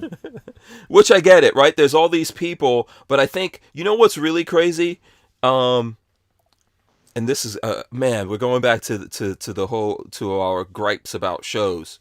If you are coming up to the shooting line at like Media Day SHOT Show, and you are not, so let's say this is for the media, not for the people, it's for the media. If you're coming up to that line, okay, and you don't have a camera in your hands, or someone for you doesn't have a camera to shoot video or, pictures, fine, I'll grant that. They should say, no, get off the line, dude. Seriously. Because I go to these things and I see a whole bunch of people in the line, and they're like, just, now I know there's maybe journalists that want to shoot it to see how it is, but they don't necessarily want to do video. I could get that. But even there should be I should see something that tells me, because I remember the last SHOT Show, there were people there that had fake badges. And then there were guys walking around in the crowd looking for the fake. And I was like, how do you even know the fake badge? And then they told me there was something that they put on the badge so they could tell. And I was like, because there were these guys standing right next to me before they told me this, that had this, that didn't have the thing. Oh. And I thought it all looked weird. And they were just, because haven't you noticed that? There's just a bunch of people hanging out there to shoot the guns. Yeah. Which is fine. Yeah, but they're not doing anything. We shoot B-roll at events. When we're at events, we're generally just shooting B-roll, but sometimes if we don't have a video that we know we're going to use that in, sometimes we'll just shoot it because we've never shot it before, and that'll help us decide, okay, there are 50 new guns here. We have slots to take a more in-depth look at maybe 5 over the next 6 months. That's all that's left in the publication schedule. So we're just trying to figure out which ones do we think are interesting enough that excite us enough that it's worth going through all that hassle to produce a review. Yeah.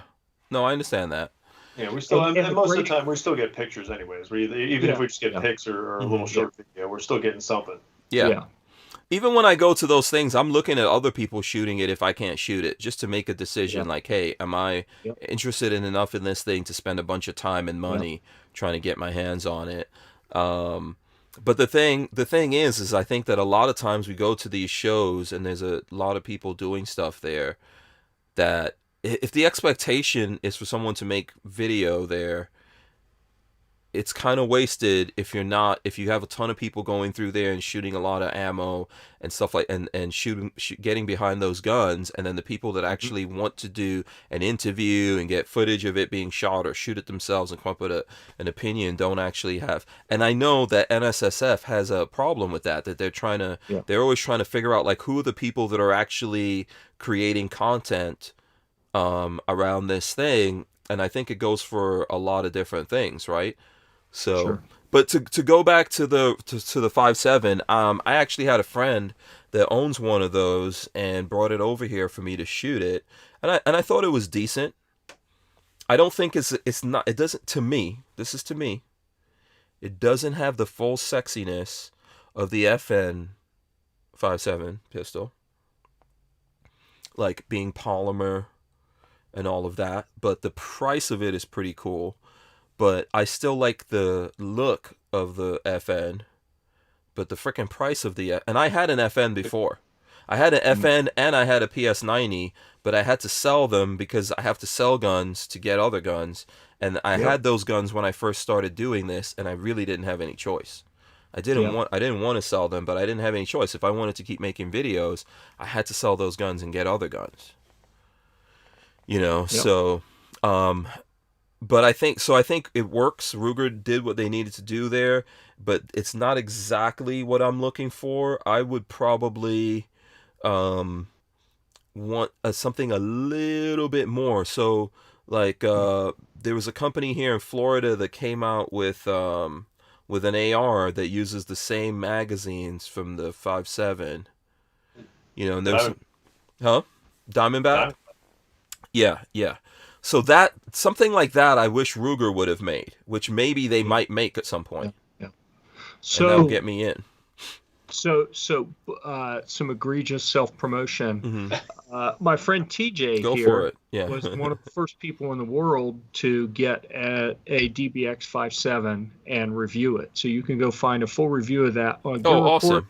And last summer, before they released it, we did a tour of the factory, the Diamondback factory, and took one of their prototypes into their internal, their test range, and did some shooting in there. We got footage of that in the video up as well.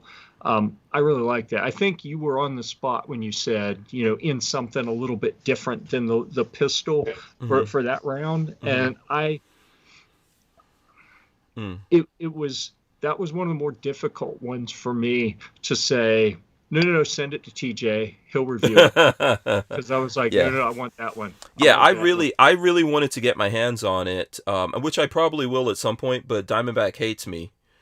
So they basically, when I made the request, they were like, hell no, we'll never do anything with you, because you know, it's so weird. One of the biggest videos I have on my channel is from Diamondback for just a regular AR, which they did a really good job with, and I think they did a good job with the ARs. But when they put out their handguns initially, they were terrible. Yeah, the FS9. Yeah, and is that what it's called? I believe so. The full size, the FS9. Yeah, and when they put them out, I did some videos on them. And then I had to, we really had a lot of problems with it, and even we sent it back to them, and then they fixed it, or actually they gave us a whole new one that had the same exact problems. It was like a whole nightmare, you know, and I had to tell people that ultimately, because, I mean, that's what this is all about, right? So, but I did other stuff for them, which I thought was fine. I put that out there. And then fast forward, they came out with new versions of those handguns, and they said, whoever were their marketing people said, hey, you had some problems with these, you want to try out the new ones, tell us what you think about it, since you had some issues with it. And I was like, oh, awesome, you know, and I did that, and they were better, and I said that. But then go forward again now, when they came out with the 5.7, and I reached out to them, their marketing person was mad at me because they only saw the negative video I did. You know, so they sent me a scathing email. You need to reach out to Kaylee and say, I understand everything you said, but I know TJ. And then they will block me and do everything. That's all you need to know. No. The way my philosophy on it is this, right? That's fine. You know, people don't have to do that. I'm still going to get my hands on it at some point. That's what I know. Yeah. It's just going to take time. And I really do think it's interesting. That's what I'm saying to you guys. Yeah. Like, I really think they went the more interesting. I don't like the 5.7s that are using the PS90 magazines. You know, because they're like just the way they're feeding. A PS90 is meant to feed from that magazine on the top and all that. I'm not really a fan of the ARs trying to do that, but I like the idea of using that 5.7 pistol mag. So to me, I would really. What was your opinion of it, TJ? Is he frozen? Are both of these guys frozen? No, they're there. Okay. You guys are there. TJ doesn't talk very loud. He's intimidated by that. Sorry. No, the DBX 5.7 was awesome. I love that thing. Okay. Yeah. Yep. Okay. Is it a buy in your mind? Is it a buy and hold? Would you actually hold on to that? I think so, because it's kind of unique. It's AR-esque looking, and it kind of looks like a mini version of the Jackal. To me, when I saw the Jackal, I was like, oh, it was like a big boy version of the DBX 5.7. I like the 5.7 better than the Jackal. I'll be honest with you. Dale's a nice guy. I like the vision he has for that, but in the current iteration of the prototypes that we shot, it didn't do anything for me. I was like, all right. I think they had the 5.56 out there. AR. Yeah. Yeah. I was looking forward to seeing the 300 blackout version. So we'll see what happens with that. But then I think they were also saying they may do other calibers. But 5.7 is a great caliber to do this kind of stuff in. To me. Yeah. And now they're making more 5.7. Yep. So Armament and Axes wants to know what part of the great state of Ohio Jeff is from. So there you go. The good part. He's from Huron County. So that's what he's saying. So I was so it's funny. People will see anything where you have to say where you're from, and I'll say, and it's spelled as you would say Newark, like New Jersey. And I'll have to clarify. I'm not from that cesspool.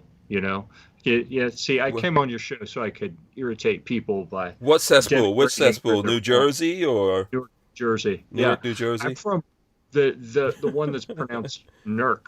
Oh, Nurk, Ohio. Newark, Ohio. Nurk, Ohio. They call it. In Jersey they call it Nurk also. Oh wow. Yeah, I used to live in Jersey. My kids were born in Jersey, so thanks for that vote of confidence. Yeah. Yeah, but you had the good sense to get out of there. Yeah, absolutely. Yeah. My kids are not from Newark though; they're from Hoboken, which is, I don't know, it's not really better. Yeah. Let's see. So there you go. Hopefully that's satisfied, and hopefully everyone from from Newark is mad at us. If there's anyone from Newark, feel free to give Hank a thumbs down if you didn't appreciate absolutely. that. And rating comment about smash your it. Just so you know, Jeff, I was born in Jersey too. So that explains some things. Yeah. What's up with that? A little bit. Yeah, there's a little bit of hurt. Man. I don't think he cares. Jeff doesn't. No, seriously. He looks like Mark Strong. Do you know who Mark Strong is? Do you know who that is? Do you ever heard of the act? I think his name is Mark Strong. Hold on, I'm going to look it up right now. Here, while you're looking that up, here's the thing. I'm giving you a gift when I say something painful, because those painful moments make you appreciate the good times that much more. Oh, boy. Yeah. You're welcome. You know what, TJ? I feel for you, brother. I have to put up with him all the time. Yeah. Okay, Mark Strong, actor. Hold on. Let's see. I'm going to throw up some pictures here of Mark Strong for the people. Let's see, from my phone. This is from my phone. This is who you remind me of. He's a British guy. He always plays the bad guy in movies. Just pulling him up. Sounds like me. Yeah, because you have that really evil look, especially when you're hating on New Jersey. Yeah. But yeah, you got that kind of Mark Strong thing going on. People can tell me if they think that guy. Yeah, if they think I'm lying. Yeah, you got that kind of evil psycho killer kind of look going. That's what I was going for. That's awesome. Yeah. He's been working on it for years. Yeah. The only paid acting gig I've ever had, I was a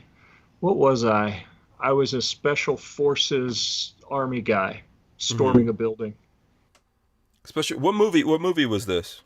It was a commercial, actually. Oh, a commercial? What commercial? For what? For Depends or? No, I don't think that one's out yet, actually. what was it for? It was for a textiles company that does a bunch of military textile stuff. And it was funny, you know. I've got a kid that is really into drama and theater, and I will remind her, hey, your dad's the only one who's ever had a paid acting gig. Your dad's the only professional actor in this house. And basically they hired my Humvee to use in this commercial, and then they're like, oh, you kind of look like you could be in the Army. And as it turns out, I was supposed to be like an extra, and I ended up being the star of the commercial. Did you get paid? The guy who saved everything. Yeah, okay. I got paid. Good money? Any money's good. Oh, well, okay, true. And I didn't have to do anything unseemly. Just drive the Humvee and look like I'm tactical. They didn't like violate you Hollywood style or anything. Oh, I certainly wouldn't talk about that on this show if it did, you know. That could be a yes. Your show down. As he breaks down and starts crying. Yeah. So just show me where the bad man touched you. It's all right, Jeff. We're here for you, buddy. Yeah. We won't tell anyone. Yeah. If you tell, right. The Jew says not even close. I guess he's talking about my reference that you look like Mark Strong. So I don't know. Is that good or is that bad? The juice. I don't know. It's me. Yeah. So, let's see here. What other things do we have going on here? We're still talking about gear. I don't know what other gear the folks out there want us to talk about. What stuff do you guys have coming up? Yeah, go ahead. Yeah, I'll talk about something if you don't mind. Because I got off on a tangent, because that's my specialty, is going off the rails, right? I'm good at that. From the gathering, one of my favorite items, make fun of me if you want to, the TX22 competition from Taurus. It has a threaded barrel. It shoots 22, but I'm telling you, it was smooth. It was fun to shoot. I could shoot that thing all day. It was fun. I really liked it. So, I will make fun of you all day, but not about that. So the TX22, I didn't get a chance to shoot it there at the show. That's just one of those things that we didn't have time to get around there and shoot that. But we did a video here where we just brought a whole bunch of 22s and put them on the range and started shooting them, and that TX22 did the best. So I think now they have, what's the new one called? I have a picture of it somewhere. The competition. The competition, yeah. It's got the red dot mount. It's interesting because the red dot mounts above the chamber. Yeah. There's a cutout in the slide, and it literally mounts right on top of the chamber. Let me see if I can roll it in here. There you go. Threaded There's barrel. A picture of it. Yeah, that's a nice thing. Yeah, come on. That is really cool. So this one shot well. Threaded barrel, and he was in. Yeah, man, threaded barrel, that's all it takes. You know what's the only thing that's going to be better than that? What am I going to say? Let's see. Integrally suppressed. Boom! TJ for the win. I'm with you. I wish they all were. Yeah. You have to wear ears to the range or anything. It'd be awesome. I'll tell you something right now. So we were talking about the Maxim 9, but I went somewhere, man, I don't even know where I have the pictures of that. A friend of mine, actually, the guys who own Aries Training Facility in Leesburg, Florida, the owner's brother had a integrally suppressed 22. The Ruger Mark II or something like that. Was it a Mark II? Integrally suppressed full auto. I've never seen one of these ever in my life. I'm trying to find. I don't know if I'm going to find it here, but I never saw that. And he was like, yeah, this is, he was like, when have you ever seen this? And I told him, no, this is not even supposed to exist. Yeah. Everybody should have one. Yeah, it was so great to shoot. Let me see if I can find, I mean, literally you shoot it like this and it's like, done. Every round, what is it, 10 rounds out. Super quiet. Man, 22s are awesome, man. Yeah. Also from that show, going the complete opposite direction, TJ, what are you looking to get from Taurus? Oh, the Raging Hunter and 454 Casul. Oh, that was another completely different. Mm-hmm. Plus, completely I can find safe. that ammo around here too from one of my local shops from Space Coast. Yeah. Yep. Yeah, I'm trying and to see. You know, the other thing I want to mention, because I think it's important and people don't talk about it enough, even though we had a weird experience with them, NAR, North American Rescue, had their different types of med kits there. And of all the people I know that go to shoot, unless the person was a paramedic or some sort of top tier operator, they don't have anything with them when they go to the range. And I think everyone should have a blowout kit when they go to the range. They should have a chest seal and a tourniquet and some, packing materials and quick clot and that kind of thing. And I think NAR's done a good job, North American Rescue, of putting together some economical kits that can help you save your own life or your friend's life in the event that something unfortunate happens at the range or while hunting. Yeah. What was that? What was that weird sound I just heard? Sounds like someone's cat. Yeah. One of the cats is trapped in here with me. Oh, is it okay. Sexy Steve? No, it's Fluffy. All right. Yeah. Sexy Steve's doing his Instagram photo shoot right now. Oh, gotcha. Yeah. You said you had a weird experience with. Is that something we can talk about or no? It's probably a no. Dude, okay, so no, he'll talk about it. No problem. Yeah, I'll talk about it. Obviously, yeah. Jeff doesn't care. Yeah, so towards the end of the show, we're walking around looking for, all right, we got 20, 30 minutes left. Let's find a cool brand. What are some of the cool brands here that we can just go say, hey, let's shoot a quick video. Talk about your brand. Pick a couple products you want to highlight. We'll shoot the video. Didn't ask for anything. We walk up to NAR and, hey, does anyone want to shoot a video with us? And oh yeah, everyone's kind of picking at each other about, oh yeah, put him on camera, put her on camera. No, I don't want to do it. And then someone steps up and is like, no, we do our own social media. And like, that's it.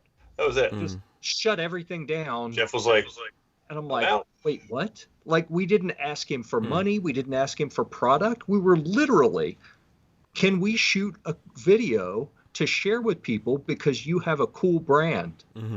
And yeah, that's interesting. It was the weirdest. I've been doing this for 11, 12 years. It was the weirdest interaction I've ever had at a booth with a brand.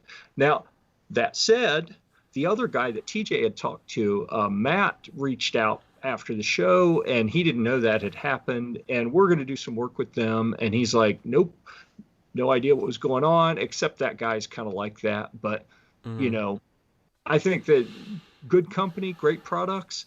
That dude just all sorts of mixed nuts in the gun world, my friend. Yeah. It's all sorts. Let me see here if I could do this. I'm gonna run this in. This is a picture on the table. These are all machine guns that I'm running in for you guys. So here's the start. Here's an AUG. This is an AUG right here, machine gun. This is what is this? A Beretta. I forgot. Someone will tell me the Beretta. I don't remember those weird names too much, but that's a Beretta that I shot. These are some Uzis right here, right? Some Uzis that we shot. But this beauty right here was different. This is that Ruger. I want to say Mark II. But that was integrally suppressed machine gun. And I have footage of it. I've just been so busy that I haven't had a chance to I'm going to put that footage up because I want to do like a nice video for Aries to encourage folks to go out there and do events and things like that. Like if anyone wants to do an event like what happened at the Gathering in Florida, Aries would be my choice. The Gathering, I think, was a cool facility. I actually spoke to Scott, I think, today from the Gathering. Yeah, Puckett. Yeah. He's a crazy little dude. Yeah. Yeah. Man. I'm thinking I want to reach out to them and try to set up like a team building thing for a gear report. Get all our guys together there and do some stuff. Do some training. Maybe get Puckett and see see if Ron from Riker wants to come. And I don't know. But Ron's good people too. He's good people. I've known him for a little while. Yeah, don't do the trust fall though, huh? I could get some more training. I was getting better with it. Yeah. That's the thing I would say. So with the Riker grip, people are like, oh, what do you think about it? I don't like telling people something's awesome. I think it's, everything's not for everyone. And if you want to get into something, you have to understand what is the purpose of this, and is it applicable to you? And if you listen to what Ron is saying, like he's got certain injuries and stuff like that this relieves the pain and the pressure from that, and you have to set it up a certain way to do it. So there's a lot of people, and look, I do the same thing, right? If I see something the first time and I try to use it and it doesn't work for me immediately, I'm like, no. Right?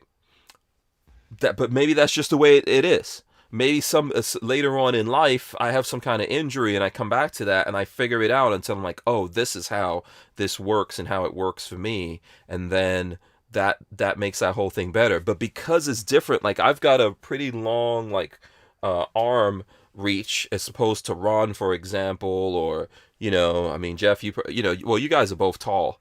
But, everyone has different arm reaches and you're using it on different kinds of guns and things like that. So you really have to think about all of that and how you're doing it. So I think that's a cool thing that he came up with. And that's a guy who's actually done some stuff, right? You talk about doing some stuff. So, Agreed. So,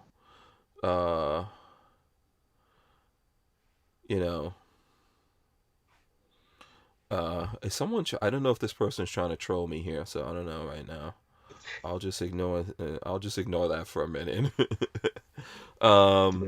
That's a good call. Yeah. Night Train says, I have not heard any further complaints with the 22 Glock 44 since its initial introduction. Have you guys? Oh boy. Legendary. That was hilarious. Like, seriously, it's a 22 pistol. Come on, legendary. Whatever. When the Glock 44, first of all, I got one. That's one. No shame in my game. But I like 22 pistols, especially ones that look and feel like other guns, right? So I have the Walther 22. What is that? I think that's a PPQ, the 22 with the 22 barrel and all that. I've got a Smith & Wesson one, which, what else? I've got a bunch of different handguns like in 22. And I've got some rifles in 22 also, right? That are like ARs, So there were some issues with the Glock 44. Some issues and everything. And when we put that out, everyone was like, yeah, but, the Taurus Tx22 is working great. I don't know what's the big deal about this. And I was like, what are people talking about? They can't be serious. It's a 22, it's rimfire. You got to have some troubles. And that's why we did that video where we just put a bunch of 22s there and we just loaded them up and we started shooting them. And yes, I promise you, there was zero problems with the Taurus. Yep. It didn't matter what we put in it. Yep. So I think the problem with the Glock was how they announced it. Glock perfection and legendary. And then it had some issues, or at least there were some reports of issues. We've got, I think it's a 3,000 round review that Chris over at CloverTech did and put up on Gear Report. And he has talked pretty extensively since then about the. If you stand up 3,000 rounds, he did. Yeah. Clover. That would. So I mean, if you put 3,000 rounds, put 15,000 rounds through that gun so far, and hasn't had issues. Oh, I was gonna say, man, 3,000 rounds. If you put that end to end on top of each other, it's taller than him. 300 rounds is taller than him. I'm just kidding. Yeah, I don't know if Clover is out there. Sometimes I see him in the chat. Yeah, so he wound up putting 15,000 through it. Something like that. It was lots. Because that 3,000 I thought was impressive. And then he was talking about it recently that he's put thousands and thousands through since then. And he's like, you know what? Working with Glock was not fun. They were not a pleasant brand to work with, but the gun ran like a top. Okay. Yeah. I think it worked. But it did have issues with certain kinds of ammo and under certain circumstances. And like I saw someone say they should have included a threaded barrel. I agree with that. There's a whole bunch of things. It's not so easy to load, blah blah blah. But I think when I saw the Taurus people, I told them that TX22, they could just make those and make money. Just only build those. So I don't know what other 22s have you guys seen out there that are awesome.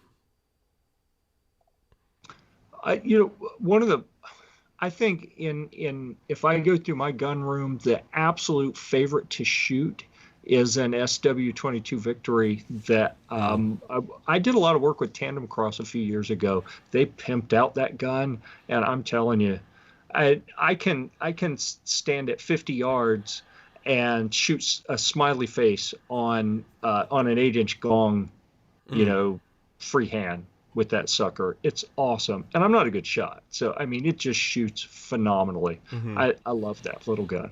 Mm-hmm. Okay, cool. When I first had my Victory, it didn't work. But I wound up having to send it back to them. I don't know if anyone else had those issues. I think in the first round there were some issues when it came out. Yeah. Yeah. But they fixed it. But we swapped out a bunch of parts really quick. Did a big project with Tandem Cross to pimp it out, and it's run phenomenally. Mm-hmm. Yeah, there's a lot of tricked out stuff out there, and I've seen 22 Plinkster did a bunch of stuff on it. Yeah. So what's in the oh wow, we're approaching 9:00 here. Armament and Axis says love my Victory tack driver. So there you go. Stanley Walnut says Tandem Cross is awesome. I would agree with that. There you go. YNH says I like my SR22. What are the cool things that you guys have not gotten your hands on that you're really looking forward to, and you think like this is gonna be it? So I've got supposedly Maxim Defense is sending their PDX in 300 Blackout. It's going to be an SBR, and it's not an integral suppressor, but they have a suppressor that they worked with the company to kind of co-design them to work together. Mm-hmm. So it's kind of like a Honey Badger. That'll be an SBR with a can that I thought it would have shown up by now. So Dave's kind of ghosted me, but hopefully that one will arrive soon for review. I'm really excited about that because that's a pretty cool little format. Mm-hmm. Okay. Yeah, and I want to put Daniel Defense on the spotlight too because they reached out and asked if we could review the DD5, and then I haven't heard back from them in a couple weeks either. So, but I'm kind of excited about that one as well. Okay, there you go. Who's making the suppressor for that?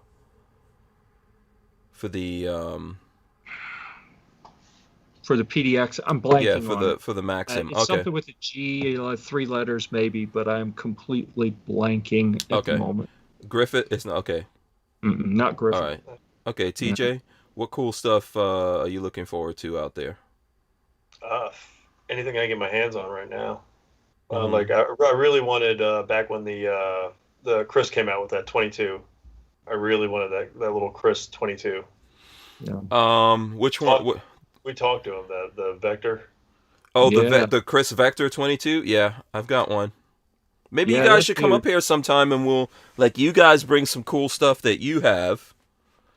And maybe some cool stuff we have you guys could do videos on or whatever, TJ will have to bring that DBX 5.7 over. Yeah, that this might be my opportunity to actually get my hands on that bad boy.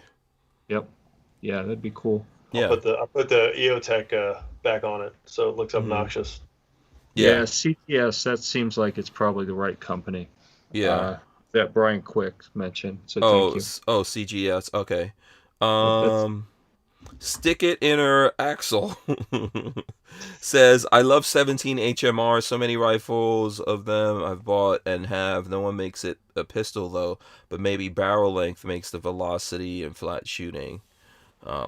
Yeah, 17 HMR pistol would be nice. I always wanted to see Kel-Tec's PMR pistols come out like in 17 HMR or some weird kind of thing like that, Yeah. Are you guys fans of that at all? I don't know anything about 17 HMR. TJ? It's a fun little round. Mm-hmm. You know, it's just one of those little thinking rounds. Yeah, I think maybe I've seen one handgun that was ever made for that a really long time ago. If that, I might even be wrong on that one. So there may not be a handgun for it. I thought there was something from a while ago, but not really out there. So and you know, that's the whole thing with ammo, right? And then companies making stuff for a specific ammo, and everyone's like, "Oh yeah, I want everything in 10mm," and no one buys it. Yeah. I need to get a 10mm actually. You don't have any 10mm guns? No, I got a stack of ammo. Couple companies sent me 10mm. I used to have a bunch of ammo sponsors, and then it just became such a pain in the ass that I said, you know what, it's not worth the hassle. And then, of course, now ammo is impossible to get. I'm like, yet another That's what you get, Jeff. decision that Armament and Axis says 17 HMR is 22 mag necked to .17. Yeah. Yeah, it's a fun little round. Yeah. John Doe says, today I went to Academy for ammo, or Academy for ammo, I guess. It's raining 224 Valkyrie. I should go to Academy then, because I don't have a lot of 224 Val left. Yeah. Is the ammo situation getting any better out there from what you guys could see? It's a little better over by me. I've got, my local range, Frogbones, they've got a bunch of 5.56 in, 223. They've gotten in, and they got some of the 5.56 green tip, 12 gauge slugs, and then, the 9, when they get it in, they use it for the range, so people can actually go shoot at the range. Yeah. And then the local places, Space Coast Bullets over there, they've got a bunch of 224 Valkyrie in. Some reason, I have no idea why, but they've got it. Yeah, what I have seen, at least in my area, I don't know other parts of the country, but there are so many people that are either out of work or on reduced work from what they were doing a year and a half ago, that they have time to stock ammo deliveries. So whenever it shows up, they buy out everything and then black market it for 2-3 times what they paid for it. Hustling, man. And see, so I have mixed feelings. Like, I respect that they have found a way to make some money in the market. But I also am like, seriously, y'all are screwing everyone on purpose. Let's find a happy medium, Yeah. I mean, at the same time, people don't have to buy the ammo. I know. And I have. So. Well, I was going to say I haven't bought ammo. I bought 10,000 rounds a couple months ago, but that's a different story. Have you sold any ammo? I've sold a little bit, yeah. A little bit? Out of that 10,000, it was a friend that had some medical bills coming up and was just trying to... I was buying a bunch of Humvee parts, and he said, "Oh, you do gun stuff? Here, I got some guns, I got some ammo. Like, anything to get more money to cover these bills. Like, I don't need it, but I'll buy it." And it allowed me to help out some friends and family that were desperate for ammo, and I was able to hook them up. So it worked out. Okay. What about you, TJ? Sell any ammo? Nope. Sell any guns? I've sold some guns, yeah. Okay. Yeah, I've sold some guns, trying to just thin out the herd, and when something good comes along, because there'll be some stuff come in, and then I'll have the funds for it. Yeah, I feel the same way. What about you, Jeff? Sold some guns? I have, yeah. I may have to sell some more. I within the last week and a half, I got bit by the I don't want to call it high-end guitar bug, but I bought a couple USA-made Gibsons, and those aren't cheap. Oh wow! So okay. I have to figure out how to pay for them. Yeah, we had. Is it Dan Wass? You guys know who that is? He's a writer. I want to say it's Dan Wass on a couple of days ago, and he's a writer. He did Good Gun, Bad Guy. He did that series of books, but he was in rock bands and things like that since he was a kid, and he had some really cool.